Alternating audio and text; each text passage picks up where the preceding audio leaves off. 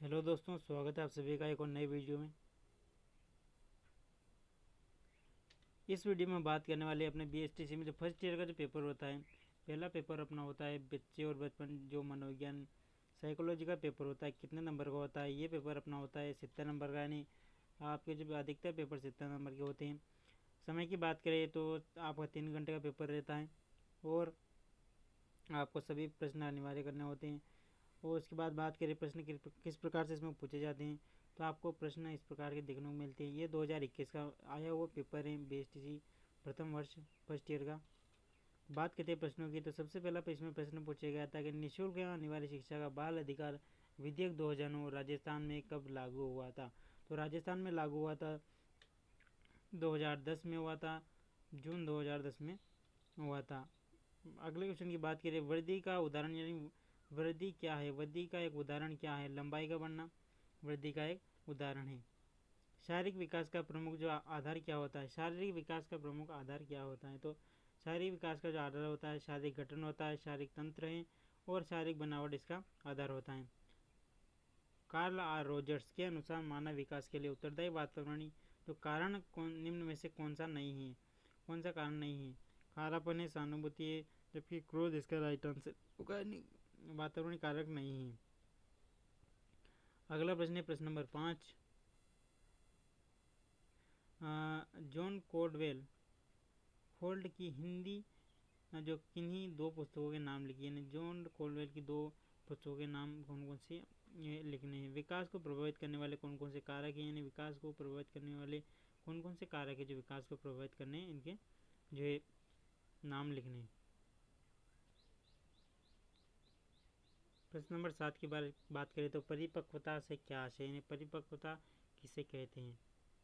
प्रश्न नंबर 8 की बात करें तो समाजीकरण को परिभाषित कीजिए। समाजीकरण किसे कहते हैं, इसका आपको परिभाषा लिखनी है। अगले क्वेश्चन की बात करें प्रश्न नंबर 9 की, सहभागी अवलोकन किसे कहते हैं? सहभागी अवलोकन किसे कहते हैं?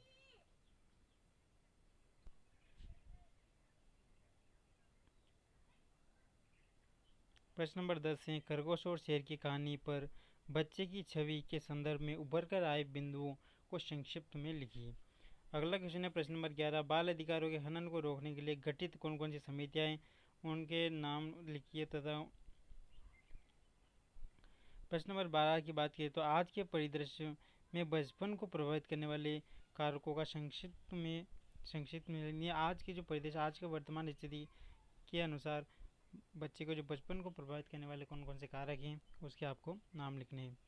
प्रश्न नंबर 13 की बात करें तो प्रमुख बाल अधिकार कौन कौन से हैं, यानी बाल अधिकार कौन कौन से हैं हमारे संविधान, भारतीय संविधान के अनुसार कौन कौन से बालकों को जो है अधिकार प्रदान किए गए हैं। तथा यूएनओ की तरफ से जो है, संयुक्त राष्ट्र संघ की तरफ से जो है बालकों को कौन से अधिकार प्रदान किए, उनको नाम लिखने हैं। प्रश्न नंबर 14 की बात करें, वृद्धि एवं विकास में अंतर, यानी वृद्धि और विकास में क्या अंतर है, इस पर अंतर स्पष्ट कीजिए। प्रश्न नंबर 15 की बात करें तो गामक कौशल विकास को संक्षिप्त में लिखिए। गामक और कौशल विकास किसे कहते हैं, उनको संक्षिप्त में लिखना है। प्याजे के नैतिक सिद्धांत का जो प्याजे का जो नैतिक सिद्धांत है विकास पर प्रकाश डालिए। और कोहलबर्ग के अनुसार जेंडर के विकास पर संज्ञानात्मक प्रभाव की भूमिका समझाइए। प्रश्न नंबर 18 की बात करें तो विकास की विभिन्न अवस्थाओं को बताते हुए बाल्यावस्था किशोरावस्था बालकों के लिए शिक्षक के रूप में अपनी भूमिका का उल्लेख कीजिए। यानी विकास की कौन कौन सी अवस्था होती है? शिशुअवस्था, पूर्व बाल्यावस्था होती है, उत्तरा बाल्यावस्था, उसके बाद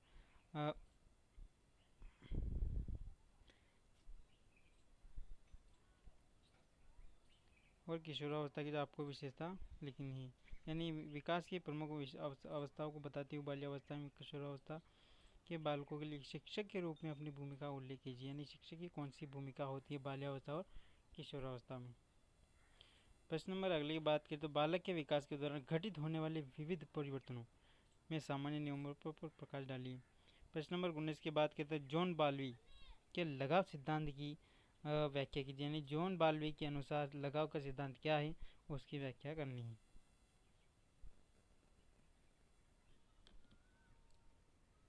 अगले क्वेश्चन की बात करें तो कोहलबर्ग के नैतिक विकास सिद्धांत को विस्तार से समझाइए। प्रश्न नंबर 20 की बात करें तो समाजीकरण के पारिस्थितिक सिद्धांत की चित्र सहित व्याख्या कीजिए। यानी सामाजिकरण का जो पारिस्थितिक सिद्धांत है उसमें कौन कौन से मंडल होते हैं, आपको जो चित्र सहित उसकी व्याख्या करनी है। विपरीत परिस्थितियों में बच्चों के बचपन को कैसे प्रभावित करती है, विपरीत तथा इस संदर्भ में शिक्षक के रूप में बच्चों को प्रति अपने व्यवहार को दर्शाइए। यानी विपरीत परिस्थितियों में बच्चों का जो बचपन कैसे कैसे प्रभावित होता है उस संदर्भ में, और शिक्षक की क्या भूमिका होती है उसमें लिखना है। प्रश्न नंबर 21 की बात करें तो अवलोकन विधि को समझाते हुए इसकी प्रक्रिया, यानी अवलोकन किसे कहते हैं, अवलोकन के प्रकार को समझाते हुए उसकी प्रक्रिया, यानी किस प्रकार की प्रक्रिया होती है, कैसे इसको लागू किया जाता है।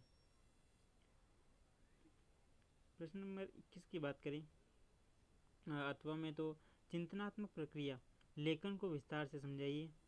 तो ये थे आपके 20/2021 का जो पेपर फर्स्ट ईयर का जो पेपर आता है बच्चे और बचपन, जिसे साइकोलॉजी का पेपर आता है वो 70 नंबर का आता है। इसमें जो आपके इस प्रकार के क्वेश्चन आते हैं और आपको 2022 में भी इसी प्रकार के क्वेश्चन आने वाले हैं।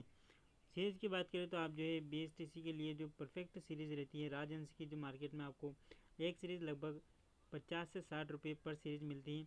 तो लगभग आपको 600 से 700 रुपये के अंतर्गत आपको जो आपके 10 सब्जेक्ट है आपको पूरी सीरीज इसमें उपलब्ध हो जाएगी। तो आपको वीडियो कैसे लगी, वीडियो पसंद आए तो वीडियो को लाइक करें, चैनल को सब्सक्राइब करें।